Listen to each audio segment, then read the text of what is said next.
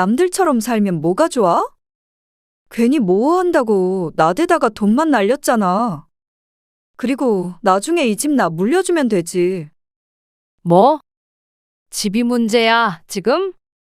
자격증 학원을 다니던가 모든 준비라도 해봐. 취업이 안 되면 어떻게든 해야지.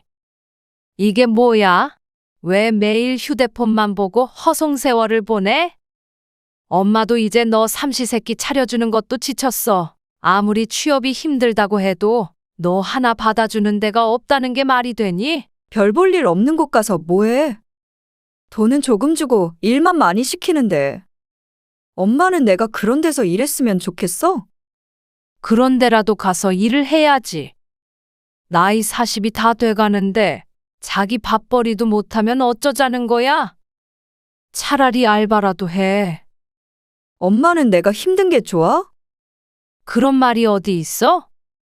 젊은데 왜 그렇게 한심하게 사는 거야? 그럴 거면 나가서 살아. 나보고 나가라고. 왜 날 밥벌레 취급해? 귀찮아? 그래. 제발 좀 제대로 살아라. 나도 제대로 살고 싶어. 엄마는 나 끝까지 책임지지도 않을 거면 뭐하러 나왔어? 내가 뭐 태어나고 싶어서 태어났어?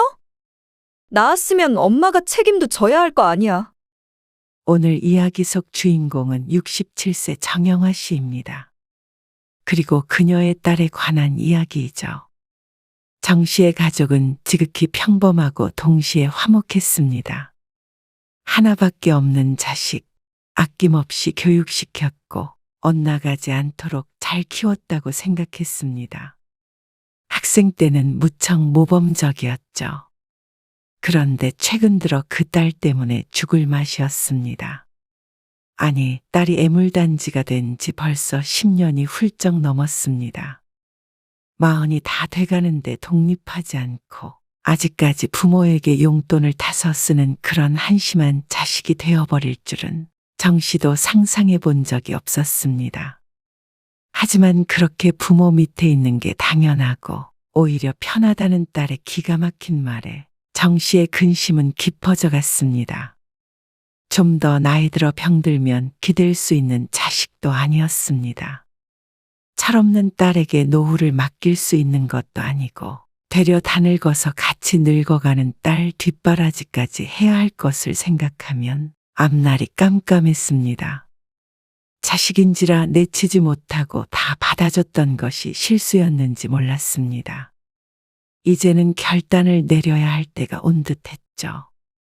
그렇지 않으면 이렇게 평생 정 씨 부부의 등골만 휘다가 인생이 끝날 것 같았습니다. 정 씨는 딸이 하나 있고 이름은 김민주입니다. 어려서 전교 10등 안에 들 정도로 공부를 잘했고 사춘기 때도 말썽 한 번 부리지 않던 딸이었습니다. 사랑을 많이 받으면서 커서 그런지 사랑을 줄 줄도 아는 그런 남부럽지 않은 자식이었죠. 뭐든 알아서 잘했기 때문에 성적이 조금 떨어져도 원하는 대학에 가지 못했어도 정 씨 부부는 딸을 탓하지 않았습니다. 오히려 격려해주고 응원해줄 뿐이었습니다. 딸이 하고자 하는 일들을 그저 부모로서 지지해주고 싶은 마음이었습니다. 대부분의 부모라면 그렇게 생각하지 않을까 싶었지만 어쩌면 그것이 딸에게 독이 되었는지도 몰랐습니다. 또 휴학을 하겠다고? 이번에는 공부할 거야. 무슨 공부? 공부는 학교 다니면서 해야지. 대학 졸업을 1년 앞두고 또다시 휴학을 하겠다던 딸. 이미 2학년 때 한 번 휴학을 한 적이 있었습니다. 당시엔 난데없이 아르바이트를 해서 세상을 경험하고 싶다는 말을 했죠. 정 씨 부부가 걱정스러운 마음에 말려도 보았는데 딸의 고집은 막을 수가 없었습니다. 하지만 아르바이트는 채 2달도 되지 않아 그만뒀고 한 학기 동안 집에서 놀고 먹으며 쉬기만 했습니다. 그래도 그것도 경험이라고 생각했는데 또다시 1년을 휴학을 하겠다는 말에 놀랄 수밖에 없었습니다. 자격증 공부하게. 그러더니 전문직 자격증 공부를 하겠다던 딸. 딸의 전공 분야와 전혀 상관없는 자격증이었습니다. 그래서 정 씨가 묻자 딸은 정 씨에게 뭘 모른다며 말했습니다. 그런 건 상관없어. 누가 전공 살려서 공부를 해? 그래서 그거 공부하면 회계사가 되는 거라고. 그럼 되기만 하면 돈도 잘 벌고 아무튼 좋아. 그러면 쉽게 붙기가 힘들 거 아니야. 그니까 학교를 쉬고 공부를 해야지. 학원도 다니고. 딸이 뭐라 설명했지만 그에 대해 잘 알지 못하니 딸이 알아서 잘하겠거니 생각했습니다. 그래서 딸의 학원비를 대주었습니다. 적지 않은 금액이었지만 그래도 공부를 잘했기에 금방 붙을 수 있을 거라고 생각했죠. 그런데 나중에 알게 되었는데 그게 1, 2년 공부해서 쉽게 붙을 수 있는 시험이 아닌 모양이었습니다. 딸이 말해준 시험 날짜를 정 씨 부부도 손꼽아 기다렸습니다. 그런데 시험을 한 달 앞두고 벼랑간 공부를 그만두겠다던 딸. 뭐? 이제 금방 시험을 보기만 하면 되는데 왜 그만둬? 어차피 해도 안 될 것 같아. 해보지도 않고 어떻게 알아? 지금까지 공부했는데 안 봐도 알지. 느낌이 오잖아. 그래도 학원 열심히 다녔잖아. 학원만 다닌다고 이게 그냥 붙는 시험이 아니야. 엄마, 이번에 떨어지면 1년을 더 해보더라도 도전은 해야지. 공부한 게 아깝잖아. 아니야. 나 그냥 복학해서 졸업 후에 취직할래. 딸은 너무도 쉽게 포기해버렸습니다. 그러면서 걱정하는 정 씨 부부는 뭘 모르는 사람 취급을 했죠. 그냥 얼른 졸업해서 돈 벌래. 당장 1, 2년 뒤에 돈 버는 게 중요하니. 쉽지 않은 시험이라는데 이왕 시작한 거 좀 더 해봤으면 싶었습니다. 본래 공부를 잘했으니 도전하다 보면 되지 않을까 하는 생각이 들었습니다. 하지만 본인이 하지 않겠다는데 성인에게 공부를 억지로 시킬 수도 없었습니다. 요즘에 서울대 나와도 취업하기 힘들다고 그랬잖아. 회계사가 낫지 않아? 공부를 시작할 때 딸의 입으로 했던 말이었습니다. 제일 좋은 대학을 나와서도 취업이 안 되는데 차라리 전문직 공부를 하는 게 낫다고 말이죠. 아니야. 그것보다는 그냥 대기업에 들어가는 게 좋을 것 같아. 졸업만 하면 금방 취업할 수 있어. 딸이 자신만만해 하길래 더 이상 말릴 구실도 없었습니다. 그렇게 딸은 복학을 해서 남들보다 늦게 졸업을 했습니다. 졸업하기 전에도 취업 준비를 계속했지만 합격하지 못한 채로 대학생 신분을 벗게 되었죠. 어떻게 됐어? 잘 안 됐어. 우울한 낯으로 고개를 가로젓는 딸을 보며 정 씨는 마음속으로만 한숨을 쉬었습니다. 괜히 딸 앞에서 내색하지 않기 위해 노력해야 했습니다. 아, 느낌이 안 좋았어. 떨어질 것 같았어. 괜찮아. 다른 데도 발표 남았잖아. 거기도 떨어지면 어떡해? 또 기다렸다가 다시 지원해봐야지. 괜찮아. 요즘 취업이 많이 힘들대잖아. 정 씨의 주변에서도 자식이 어디에 입사했다더라 하는 말은 심심치 않게 들려왔습니다.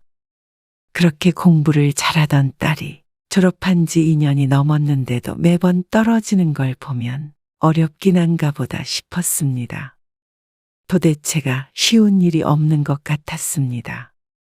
이러니 멀쩡하게 대학 나왔어도 젊은이들이 놀고 있나 보다 생각했죠. 그런 일은 몇 년 더 지속됐습니다. 그럴 때마다 쓰린 속을 숨기고 딸이 좌절할 땐 용기를 주고 위로해 주었습니다. 그러다 정신을 차려보니 어느샌가 정 씨의 딸은 30이 넘은 백수가 되어 있었습니다. 시간이 지나면 지날수록 이렇게 지내는 게 맞는 것인가 하는 의구심이 들었습니다. 엄마, 나 50만 원만 입금해줘. 용돈 준 거 벌써 다 썼어?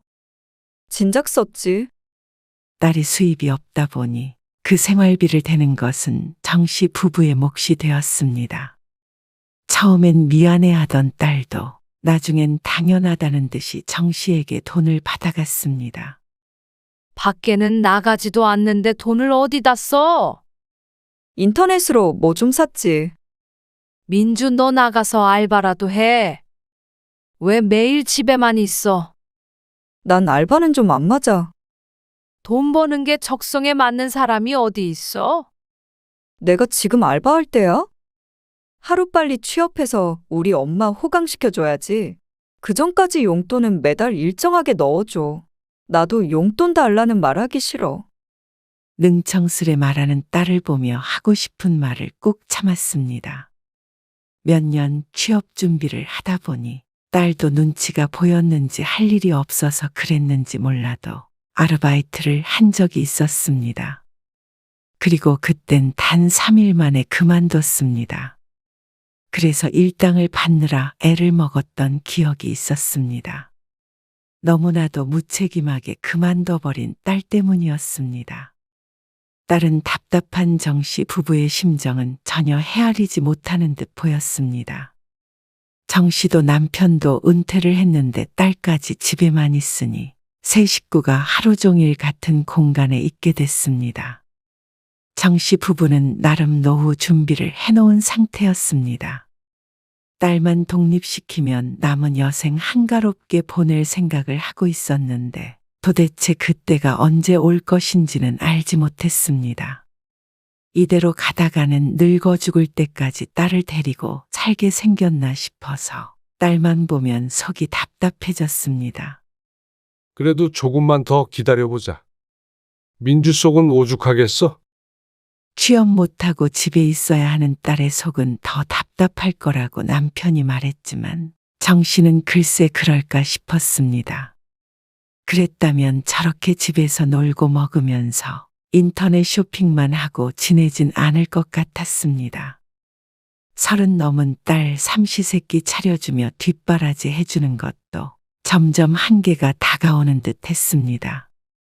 그래도 간간히 면접도 보러 다니고 하더니 이제는 그런 일도 드물어 보였습니다. 가끔 나가서 친구들이랑 술도 먹고 하는 것 같지만 그것조차도 점점 줄어들었죠. 어쩌면 당연했습니다. 이쯤 되면 어지간한 친구들은 전부 회사에 다닐 테니 혼자 백수 생활하는 게 창피할 수도 있겠다고 생각했습니다. 엄마, 밥 줘. 네가 꺼내서 먹어. 치우니까 나오니? 아, 잤어. 오후 1시.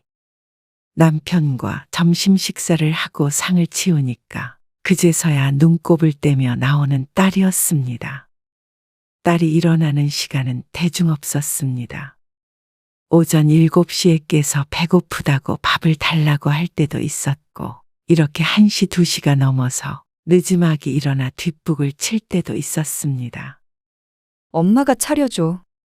뭐가 어디 있는지 몰라. 그러게 진작 일어나라고 했잖아. 어제 늦게 잤단 말이야. 뭐 하느라? 아, 뭐 좀 보느라. 입을 쩍 벌리며 하품을 한 딸이 식탁 앞에 앉았습니다. 그리고 나서 엎드려 자는지 식탁 위에 퍼질러져 있었습니다. 밥 줘. 사랑스러웠던 딸이 언제부턴가 식충이가 되어 가고 있었습니다. 늘 딸 편이던 남편도 그런 딸을 보며 한숨만 푹푹 쉬었죠. 도대체 언제까지 그러고 있을 거야? 보나마나 이상한 영상 같은 거 보느라고 새벽에 잤지? 늘 유튜브를 켜고 낄낄대며 침대와 일체가 되어 있는 딸을 떠올렸습니다. 인생의 대부분을 그렇게 허비하고 있는 듯 했습니다. 취업하려고 뭐 좀 찾아보느라 그런 거야. 그 소리에 더 이상 속을 정 씨가 아니었습니다. 나가서 뭐라도 해보던가. 조금 낮은 회사라도 넣어보던가 해. 매일 집에서 그게 뭐야? 아, 내가 알아서 할게. 너도 나이를 생각해야 할 것 아니야. 이제 엄마, 밥 먹다가 체하겠어. 잔소리 좀 그만해. 잔소리로 듣지 말고 이제 좀 현실적으로 생각해봐. 정 씨가 오랜만에 진지하게 얘기하자 딸이 인상을 팍 찡그렸습니다. 그러더니 자리에서 벌떡 일어났습니다. 의자가 바닥에 끌리는 소리가 듣기 싫게 울렸습니다. 나 밥 안 먹을래. 왜 또? 엄마가 날 이렇게 식충이 취급하는데 밥이 넘어가겠어? 무슨 또 식충이야? 그런 말이잖아. 집에서 밥만 축내지 말고 나가라는 말 아니야? 그런 게 아니잖아. 얼른 앉아서 밥 먹어. 안 먹어. 이제 내 밥 하지 마. 민주야, 누군 뭐 취업하기 싫어서 안 하는 줄 알아? 정 씨의 딸은 그대로 방으로 들어가 버렸습니다. 문짝이 떨어져 나갈 듯이 굉음을 울리며 닫혔죠. 진짜 어쩌면 좋냐.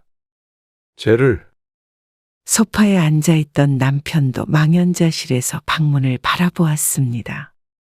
30이 넘은 게 아니라 아직 20도 안 넘은 애 같은 행동이었습니다. 그러다가 다시 배고프면 나와서 금방 애교를 부리며 혼자 풀곤 했습니다. 그래서 당장 밥을 안 먹는 건 걱정되지 않았습니다. 하지만 딸만 보면 근심이 깊어졌습니다. 이제는 회사에 들어가려는 노력도 제대로 하는지 안 하는지도 모를 정도였습니다. 방에 틀어박혀서 나오질 않고 면접을 보러 다닌지는 언젠지 기억도 나지 않았습니다. 그러면서 점점 현실에 안주하는 것 같았습니다. 엄마, 내 친구는 회사 그만두고 집에서 노는데 설거지 한 번을 안 해준대. 그래도 나는 기특하지 않아? 설거지도 해주고. 저녁을 먹고 나서 딸이 설거지를 하며 물었습니다. 그 말에 웃어야 할지 울어야 할지 몰랐습니다. 그리고 거실에서 다 같이 TV를 보고 있을 때도 뉴스를 보며 남편에게 말했습니다. 아빠, 저거 봐. 요즘엔 저렇게 범죄 안 저지르는 것만으로도 1인분은 하는 거야. 엄마 아빠도 다행이지? 착한 딸 있어서. 자신이 집에서 아무것도 하지 않는 것이 다행이라는 듯이 말하는 딸을 기가 막히게 바라보았습니다. 이렇게 지내선 안 되겠다고 생각했는데 어느 날 딸이 오랜만에 친구들을 만난다며 외출했다가 들어와서는 울며 말했습니다. 엄마, 나 이제 그만할래. 뭐를? 왜 그래? 무슨 일 있었어? 정 씨가 걱정이 돼서 물으니 친구들 사이에서 무시를 당한 듯 했습니다. 나도 이쯤 포기하고 카페 같은 거 차렸으면 좋겠어. 카페? 내 친구들 절반이 카페하고 쇼핑몰 하고 그래. 나도 진작에 그럴걸. 자존감만 낮아지고. 그러면서 펑펑 우는 통에 정 씨 부부도 착잡한 마음이었습니다. 어쩌면 딸의 말처럼 진작에 다른 일을 찾도록 했어야 했나 싶었습니다.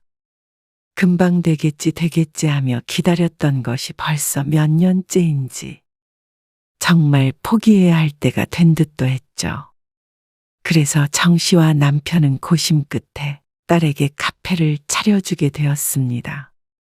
규모는 크지는 않지만 인테리어 비용 등에 많은 돈을 써야 했습니다. 그래서 정 씨 부부의 노후 자금 중 1억을 잃게 되었습니다. 말 그대로 잃었죠. 제대로 된 준비 없이 차린 카페가 잘 될 턱이 없었습니다.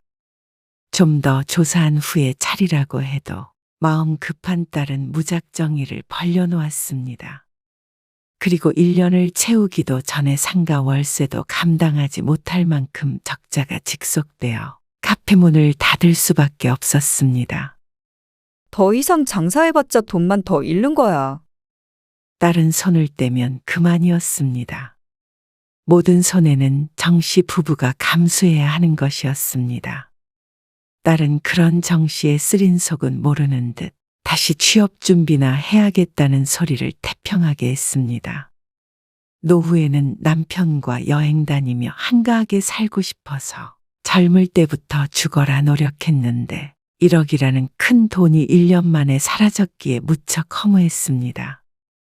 오랫동안 들어왔던 적금 중 하나를 깨고 줬던 돈인데 참 순식간에 허공으로 흩어졌죠. 그러고도 모자라서 또다시 백수 생활을 시작하겠다는 딸 때문에 이제는 정 씨가 마음에 병이 들 것 같았습니다. 앞으로도 계속 이렇게 다 큰 자식 뒷바라지만 하다가 나중에 노후 자금도 없어서 비참해질까봐 두렵기까지 했습니다. 그렇게 딸은 조금만 있으면 40. 집에만 있으니 연애할 일도 없고 나이가 들수록 결혼 또한 점점 멀어져만 갔습니다. 딸은 밥 먹다가 말고 뜬금없이 불쑥 말을 꺼냈습니다. 엄마 근데 나 지금처럼 살면 취업은 안 해도 되지 않아? 뭐? 집에만 있으니까 내가 뭐 돈이나 많이 쓰나? 그냥 엄마가 해주는 밥 먹고 살면 좋겠는데. 그럼 결혼도 안 할 생각이야? 결혼을 혼자 하나? 그러니까 나가서 누구라도 만나야 할 거 아니야? 엄마는 내가 엄마랑 평생 산다는데? 싫어? 아니, 엄마가 언제까지 살 줄 알고 평생 산대? 엄마 아빠 죽으면 그때는 어떻게 살게? 너도 좀 남들처럼 살아야 할 거 아니야. 남들처럼 살면 뭐가 좋아? 괜히 뭐 한다고 나대다가 돈만 날렸잖아. 그리고 나중에 이 집 나 물려주면 되지. 뭐? 집이 문제야, 지금? 자격증 학원을 다니던가 뭐든 준비라도 해봐. 취업이 안 되면 어떻게든 해야지. 이게 뭐야? 정 씨가 정말 오랜만에 언성을 높였습니다. 도저히 화병이 날 것 같아서 딸을 두고 볼 수가 없었습니다. 왜 매일 휴대폰만 보고 허송세월을 보내? 엄마도 이제 너 삼시세끼 차려주는 것도 지쳤어. 아무리 취업이 힘들다고 해도 하나 받아주는 데가 없다는 게 말이 되니? 허접한 데 가서 뭐해? 돈은 조금 주고 일만 많이 시키는데. 엄마는 내가 그런 데서 일했으면 좋겠어? 그런 데라도 가서 일을 해야지. 나이 40이 다 돼가는데 자기 밥벌이도 못하면 어쩌자는 거야? 차라리 알바라도 해. 엄마는 내가 힘든 게 좋아? 그런 말이 어디 있어? 젊은데 왜 그렇게 한심하게 사느냔 거야. 그럴 거면 나가서 살아. 나보고 나가라고. 왜 날 밥벌레 취급해? 귀찮아? 그래. 제발 좀 제대로 살아라. 나도 제대로 살고 싶어. 엄마는 나 끝까지 책임지지도 않을 거면 뭐하러 나왔어? 내가 뭐 태어나고 싶어서 태어났어? 나왔으면 엄마가 책임도 져야 할 거 아니야. 그러더니 또다시 방문을 잠그고 들어가 버리는 딸 때문에 정 씨는 주먹으로 가슴을 쳐야 했습니다. 너 문 안 열어? 항상 이런 식으로 대화가 끝나고 또다시 딸이 슬그머니 나오고 반복되다 보니 이 지경까지 온 듯 했습니다. 그런데 딸은 한동안 방에서 잘 나오지 않았습니다. 밥도 하루에 한 끼를 겨우 먹고 화장실 갈 때나 나왔죠. 딸 얼굴을 구경하기가 무척 힘들어졌습니다. 우울증일 수도 있어. 우울증? 그래. 자기가 더 힘들겠지. 그래도 너무 그러지 말고 좀 보듬어줘. 자식이라고는 하나 있으면서. 누군가는 정 씨에게 매정하다고 했습니다. 딸의 마음을 헤아리라고 말이죠.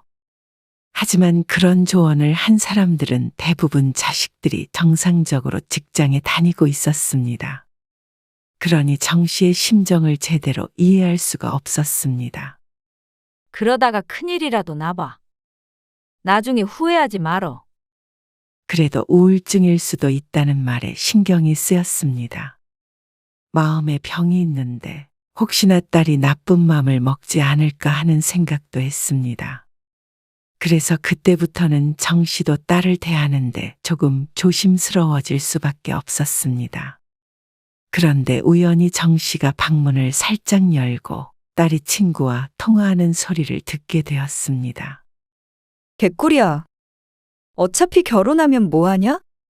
애는 뭐하러 낳아? 내 한 몸 책임지기도 힘들다. 그렇다니까.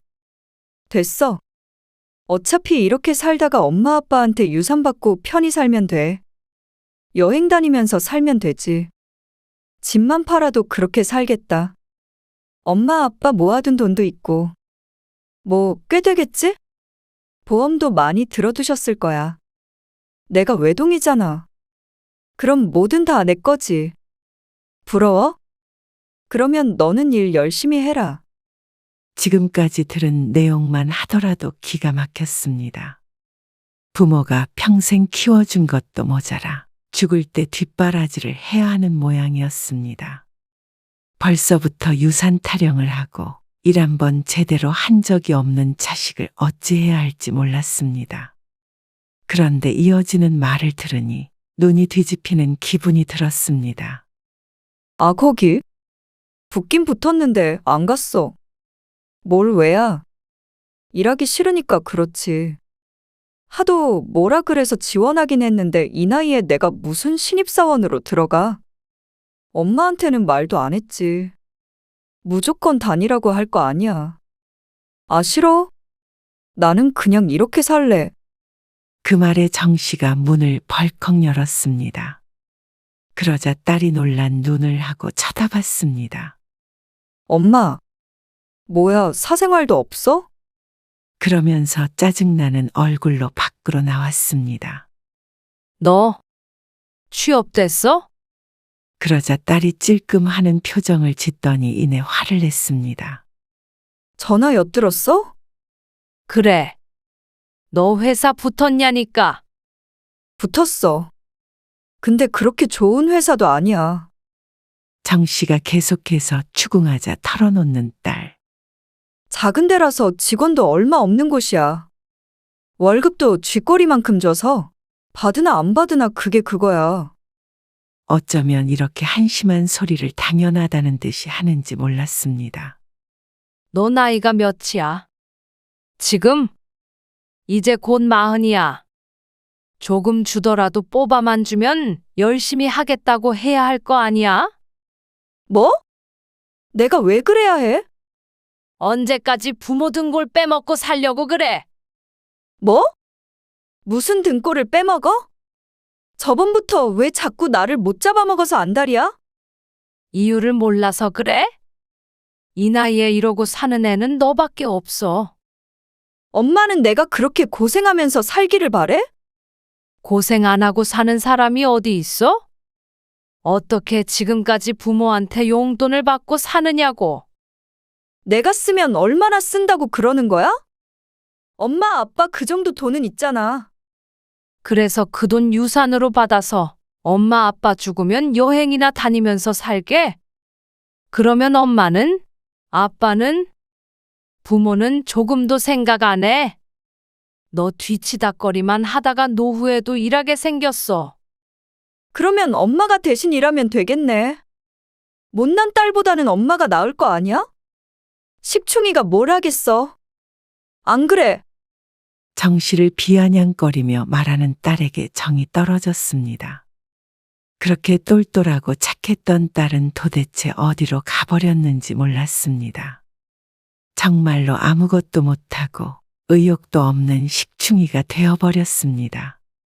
믿는 구석이 있으니 간절하지 않은 것이겠죠. 그리고 딸을 그렇게 만든 것이 정 씨 부부라고 생각하면 더욱더 괴로웠습니다. 다음 날 마침 약속이 있었는지 아니면 정 씨 때문에 일부러 나갔는지 모르겠지만 딸은 집을 비웠습니다. 그래서 정 씨는 곧바로 부동산으로 향했습니다. 당장 들어갈 수 있는 빈 원룸에 보증금 500만 원을 내고 한 달치 월세까지 내고 나왔죠. 그리고 한 것은 딸의 옷가지를 박스에 넣는 일이었습니다. 눈에 보이는 대로 딸의 방에 있는 짐들을 박스에 쑤셔 넣으니 시간이 훌쩍 지나 있었습니다. 상자들을 문 앞에 내놓고 얼마 안 돼서 딸이 집으로 돌아왔습니다. 그런데 이미 부지런히 딸을 쫓아낼 준비를 마친 채였습니다. 엄마, 문이 안 열리는데? 굳게 닫힌 현관문을 이상한 듯 두드리며 전화를 건 딸. 그런 딸에게 정 씨가 말했습니다. 거기 박스 보이지? 이게 다 웬 거야? 이사가? 그 위에 계약서 보일 거다. 이게 뭔데? 이제부터 네가 살 집이야. 뭐? 무슨 말이야, 도대체? 원룸 계약해 놨으니까 거기서 지내 이제. 이번 달은 냈는데 다음 달부터는 네가 벌어서 내. 어리둥절해하던 딸은 정 씨의 뜻을 깨닫고는 화를 냈습니다. 그게 말이 돼? 갑자기 이러는 법이 어디 있어? 나 독립하기 싫다고 했잖아. 엄마 아빠는 이제 너랑 살기 싫어. 그렇다고 이렇게 쫓아내? 이렇게라도 쫓아내지 않으면 너는 나갈 생각 없잖아. 당장 내가 돈을 어떻게 벌어? 월세는 어떻게 내냐고. 사람이라면 다 그렇게 살아. 그 원룸 보증금이 500만 원이거든. 그걸 엄마 아빠 유산이라고 생각해. 뭐? 너 카페 차렸다가 날려먹은 돈까지 하면 결혼 비용 줬던 거라고 생각하고. 그러면 엄마 아빠는 자식한테 할 만큼 했다고 생각한다. 이제부터는 앞가림은 스스로 하면서 살아. 아, 엄마. 장난치지 마. 장난 아니야. 그리고 너 제대로 취업해서 자리 잡을 때까지는 집에 찾아오지 마라. 짐은 원한다면 내일 택배 전화해서 붙여줄게. 그리고 전화를 끊어버리자 한동안 밖에서 문을 쿵쾅거리더니 한참 뒤에 돌아갔습니다. 남편도 예전 같았으면 딸의 편을 들었겠지만 이번만큼은 정 씨의 행동을 적극적으로 지지했습니다. 그리고 열흘도 안 돼서 외출했던 정 씨가 현관 앞에서 딸과 마주쳤습니다. 문을 열어보려는지 번호키를 들여다보고 있었습니다. 너 왜 왔어? 나 돈도 하나도 없어. 너 통장에 밥 먹을 정도는 있을 거 아니야. 그거 떨어지면 벌어서 써. 월급 받을 때까지는 시간이 걸릴 거 아니야. 일일 알바라도 해서 그때그때 받으면 되지. 내가 어떻게 그러냐고. 사지 멀쩡한데 왜 못해? 너 또 한 번 더 이렇게 무작정 찾아오면 엄마 아빠 이사 가버릴 거야. 왜 이렇게까지 해? 그냥 같이 살면 되잖아. 범죄만 안 저지르면 1인분 하는 거라고 그랬지. 그게 말이 되니? 너도 정말로 1인분은 하고 살아야 할 거 아니야. 이참에 정신 차려. 그때까지는 엄마는 1년이고 10년이고 너 안 봐. 어떻게 하나밖에 없는 딸한테 이럴 수가 있어? 하나밖에 없는 딸이니까 이러는 거지. 우리 죽으려면 20년은 더 남았으니까 그 돈 기다리지 말고 스스로 벌어서 살아. 혹시나 딸이 따라 들어올까봐 정 씨는 다시 뒤를 돌았습니다.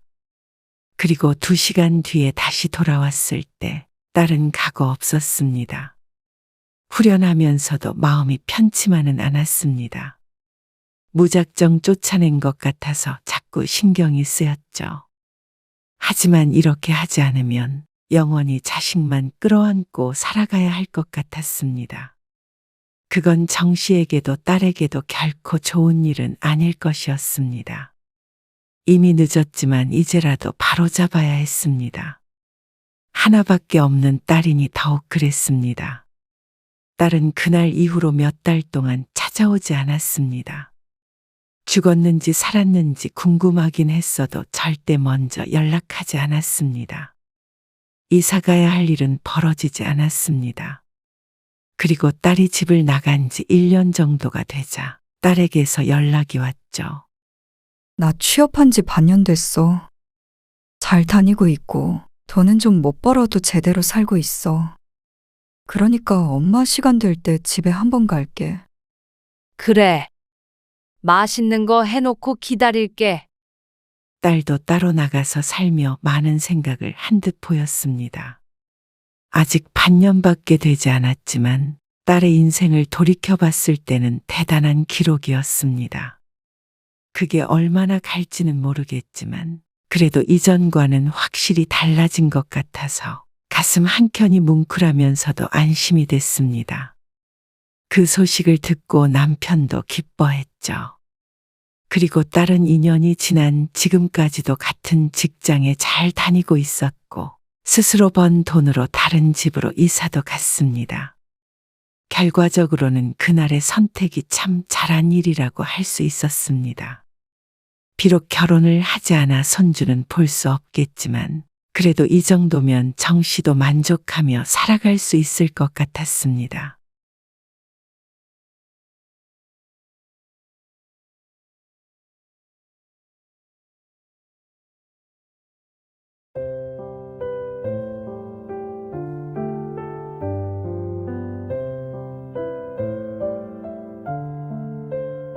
제발 그만 좀 해. 뭘? 왜 그렇게 주위 사람들을 괴롭히지 못해서 안달이야? 내가 뭘 괴롭힌다는 거야? 당신 아까부터 애들 있을 때도 나한테 눈치나 주고 말이야. 사람들 눈치 좀 보면서 살아 좀. 세상 당신 혼자 살아? 뭐, 눈치? 아니, 이제 돈 안 벌면 하고 싶은 말도 못 해. 자식도 못 불러내고. 이게 평생 가족을 위해서 돈만 번 가장한테 할 소리야? 돈 안 벌어오면 나는 뭐 가장도 아니야?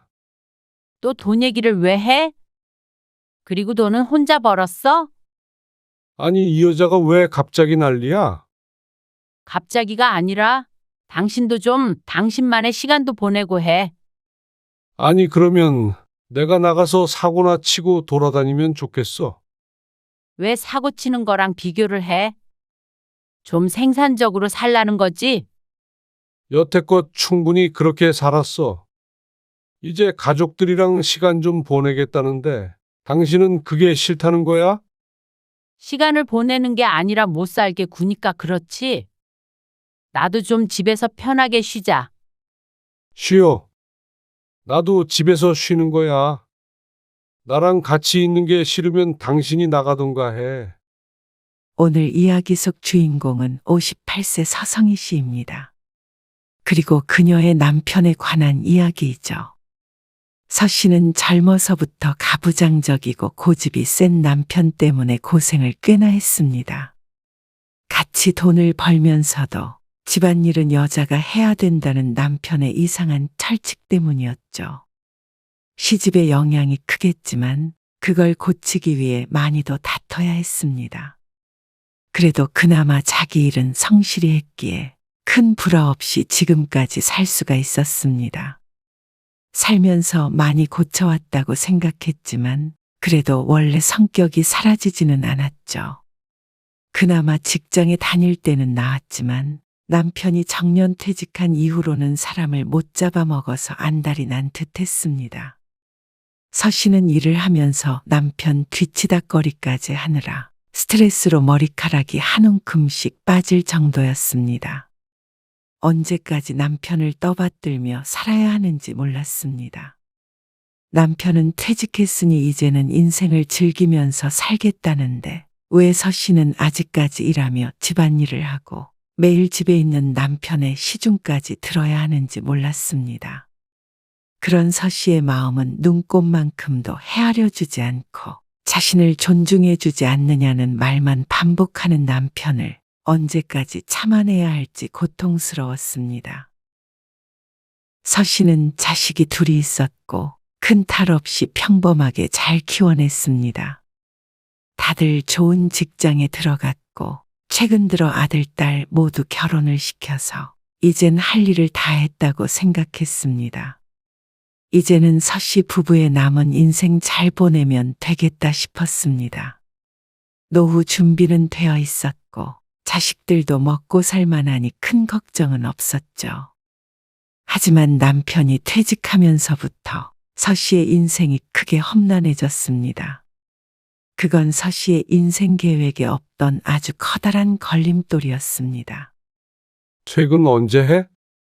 30분 정도 있다가 들어갈 거야. 그러면 오늘 저녁엔 동태탕 해서 먹자고. 갑자기 무슨 동태탕?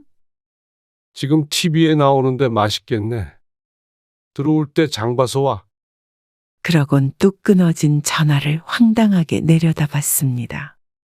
종일 집에 있다가 무언가 먹고 싶은 게 생각나면 이렇게 전화를 걸어서 요구하는 남편. 지금은 퇴근 시간이 가까워졌을 때 했지만 평소엔 시도 때도 없었습니다. 그러면 저녁은 남편이 원하는 걸 해줘야 했습니다. 직장에 다닐 때는 밖에서 먹고 올 때도 있고 피곤하니 저녁은 간단히 먹을 때가 많았는데 요즘 보면 남편은 하루 종일 뭘 먹을지 그 궁리밖에 안 하는 것 같았죠. 서 씨는 약국 문을 닫고는 남편의 요청대로 마트에 들러서 통태탕 거리를 사서 집으로 돌아갔습니다. 왔어? 거실 소파에 누워서 TV를 보던 남편이 서 씨를 힐끔 쳐다보며 말했습니다. 배고파. 얼른 밥 차려줘. 서 씨의 얼굴을 보자마자 밥 타령을 해대는 통에 서 씨는 옷만 갈아입고 부엌에 섰습니다. 밥상이 다 차려지니 남편이 어슬렁어슬렁 부엌으로 들어와 앉았습니다. 손님 없으면 그냥 일찍 퇴근하지. 배고픈데 문을 그냥 닫을 수는 없잖아. 어차피 30분 더 연다고 몇 개나 더 팔어. 30분 저녁밥을 빨리 먹자고 약국 문을 빨리 닫아버리라는 남편의 말을 한 귀로 듣고 한 귀로 흘렸습니다.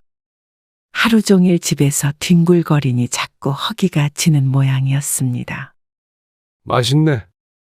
점심에 부실하게 먹었더니 어지간히 배가 고파야지. 서 씨가 집에 온 뒤로 배고프다는 소리를 몇 번 들은지 몰랐습니다. 냉장고에 있는 거 꺼내서 먹으라니까. 다 해놓고 갔잖아. 그거 안 먹었어? 그냥 대충 국만 데펴서 먹었지.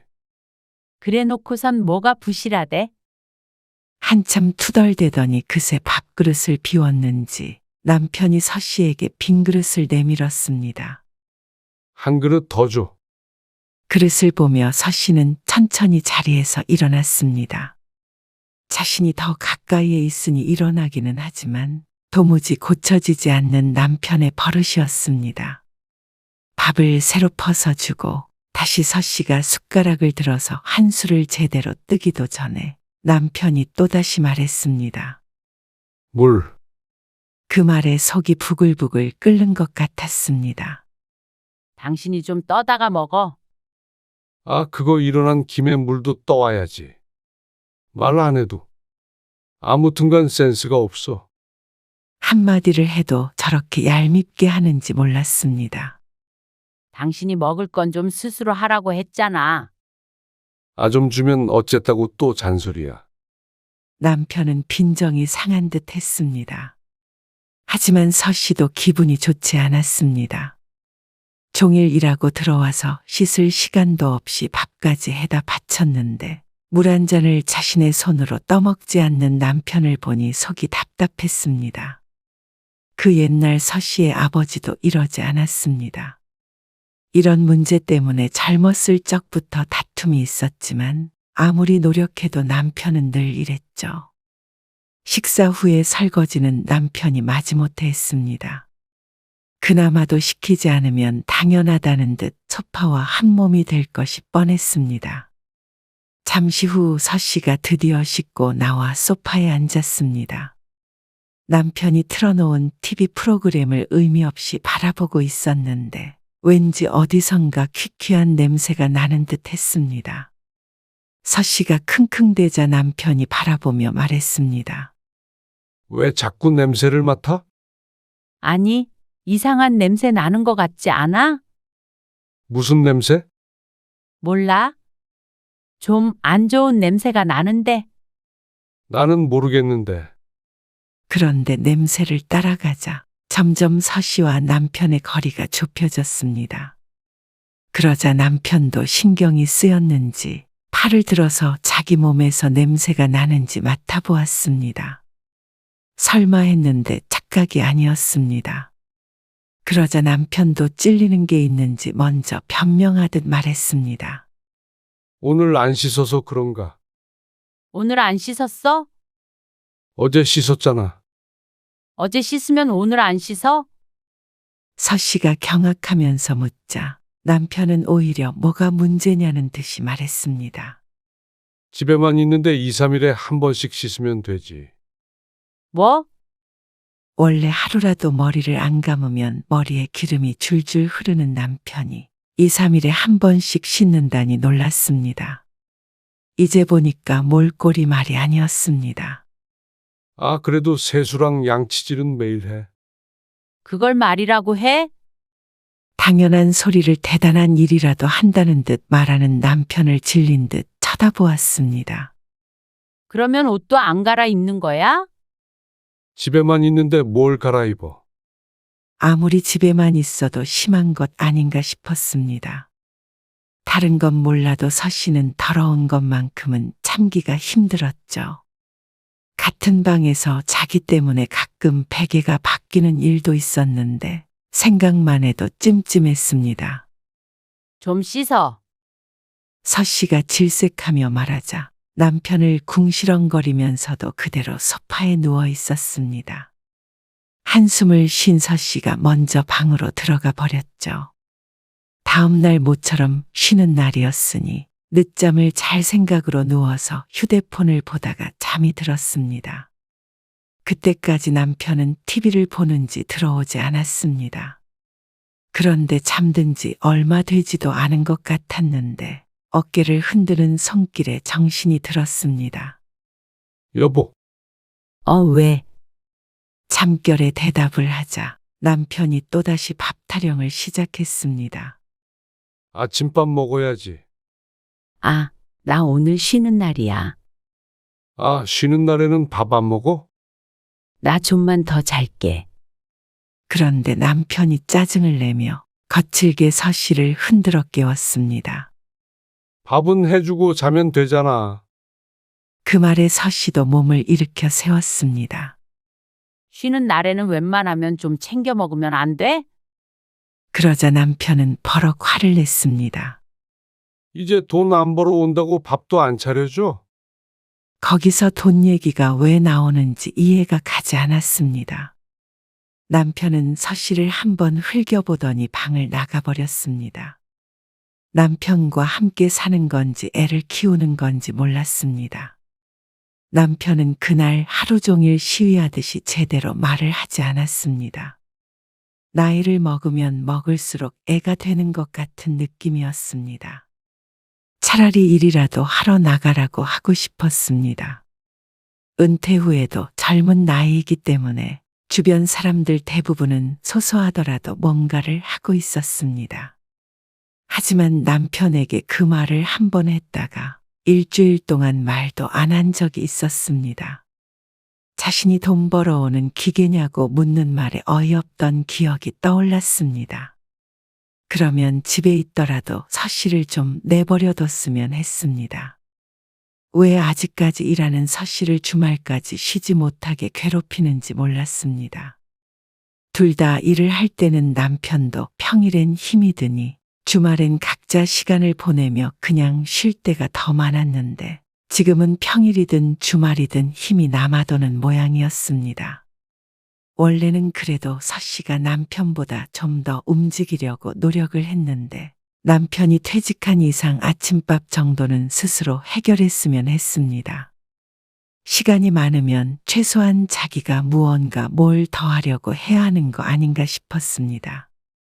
종일 사람을 들들 볶는 통에 서 씨는 평일이 더 기다려질 정도였습니다. 집 밖을 나서면 그 시간만큼은 온전히 혼자만의 시간이었으니 말이죠. 서 씨도 자신이 출근하는 걸 반기게 될 것이라고는 생각도 하지 못했습니다. 그런데 남편이 퇴직한 지 몇 달 지나자 그 시간마저 뺏기게 되었습니다. 점심때 잠깐 집에 들러서 밥 좀 해주고 가. 뭐? 어떻게 그래? 어차피 당신도 밥 먹잖아. 잠깐 와서 밥 먹고 가면 되지. 그럼 문을 닫아야 되잖아. 혼자서 운영하는 작은 약국이기 때문에 밥도 간단히 약국에서 해결해야 했습니다. 그런데 점심밥을 먹자고 문을 닫고 집에 오라는 남편 때문에 기가 막혔죠. 그게 말이 돼? 점심 먹을 거 챙겨놓고 가잖아. 아, 그거를 차려줘야 먹지.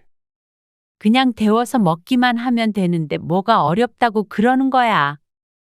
답답해서 대꾸하고 싶지 않았지만 그러면 또 자신을 무시하네 어쩌네 할 것이 뻔했습니다. 그런데 남편은 안 된다는 서씨를 오히려 이해하지 못하는 듯 했죠. 어떻게 아침, 점심, 저녁을 내가 다 챙기라는 말이야? 남편은 납득을 못한 것 같았지만 그래도 이 대화는 여기서 끝난 줄 알았습니다. 하지만 남편은 다음 날부터 서씨의 속을 또다시 뒤집어 놨습니다. 밥 아직 안 먹었지? 어쩐 일이야? 점심때쯤이 되자 남편이 말도 없이 약국으로 찾아왔습니다. 아, 밥 같이 먹으려고 왔지. 그러더니 남편이 약국 뒤편에 있는 공간으로 들어갔습니다.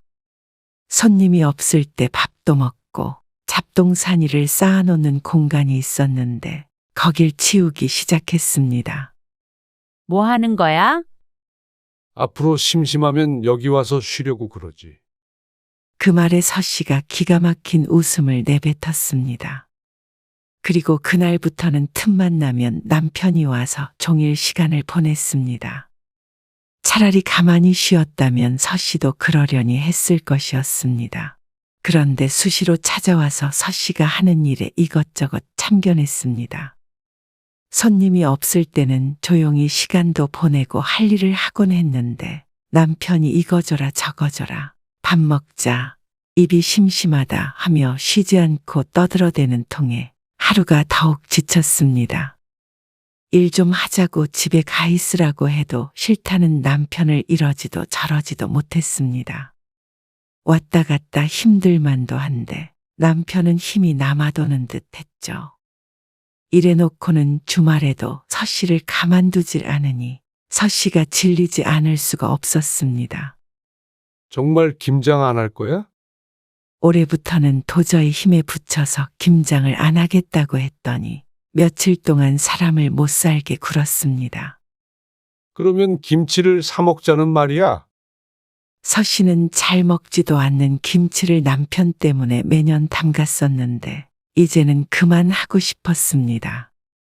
그게 참 마음에 안 드는 모양이었죠. 하지만 남편이 아무리 뭐라고 해도 하지 않을 생각이었습니다. 이 나이까지 일하고 집안일하고 김장까지 챙기고 살려면 몸이 2개라도 부족했습니다. 그런데 남편은 거기에 그치지 않았습니다. 명절에 애들도 안 오는데.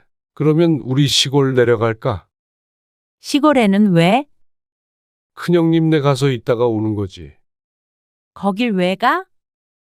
가서 같이 밥도 먹고 하는 거지. 뭘 왜 가?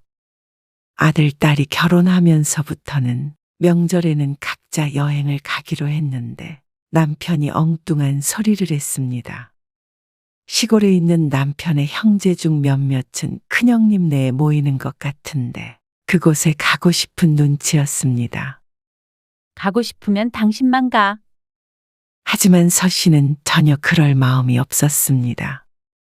가면 머무는 내내 밥 차리고 설거지하고 청소하느라 엉덩이를 바닥에 붙일 새도 없었습니다.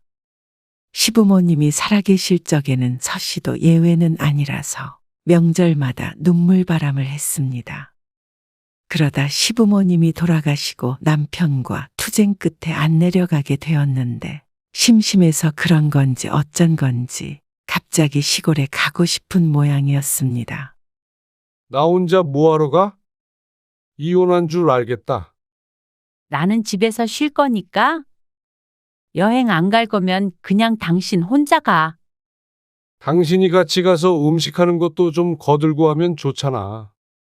뭐? 돕고 싶으면 당신이 가서 거들던가 해.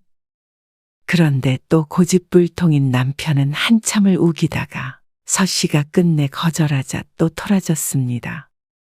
그리고 냉전 아닌 냉전이 시작되었습니다. 서 씨는 어처구니가 없었습니다. 혼자 열을 내면 서 씨가 알아서 사과를 해야 한다는 남편의 생각이 황당했습니다. 이러다 지치면 서 씨가 마지못해 화를 풀어주곤 했는데 언제까지 이래야 되는지 몰랐습니다. 안 그래도 스트레스 받는 일이 많았는데 남편이 가장 큰 스트레스였습니다.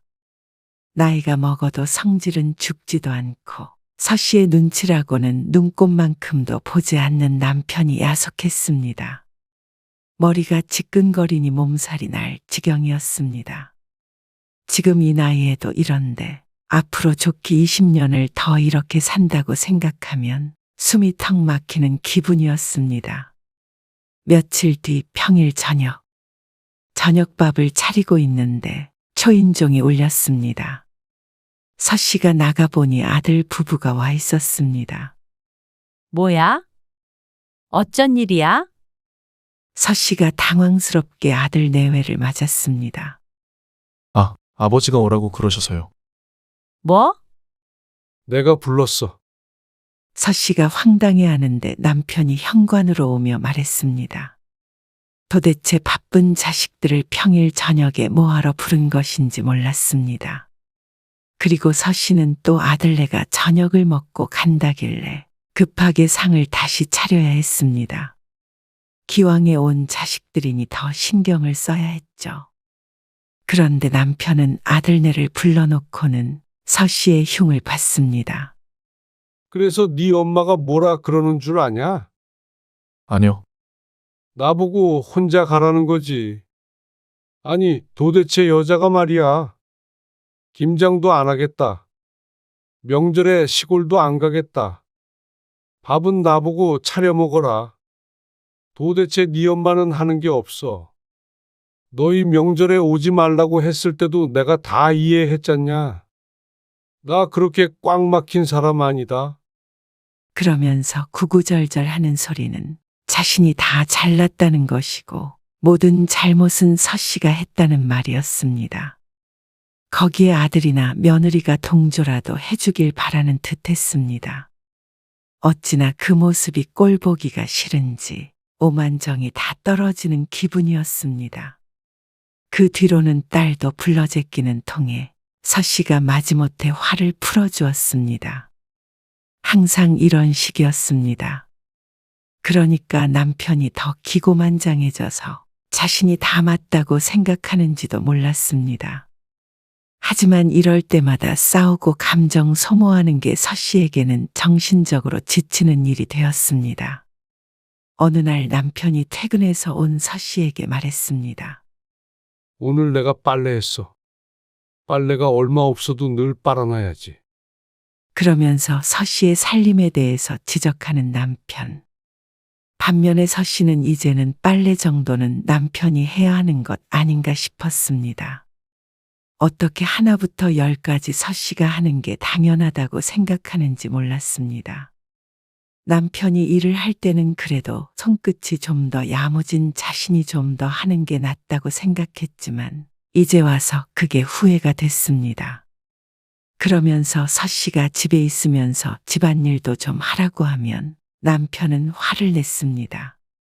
당신만 이래? 나도 평생을 일했어. 퇴직하고 모처럼 집에서 좀 쉬어보려는데 꼭 집안일 하라고 잔소리를 해야겠어. 그렇게 따지면 서 씨도 평생을 일했고 앞으로도 계속 일을 해야 했습니다.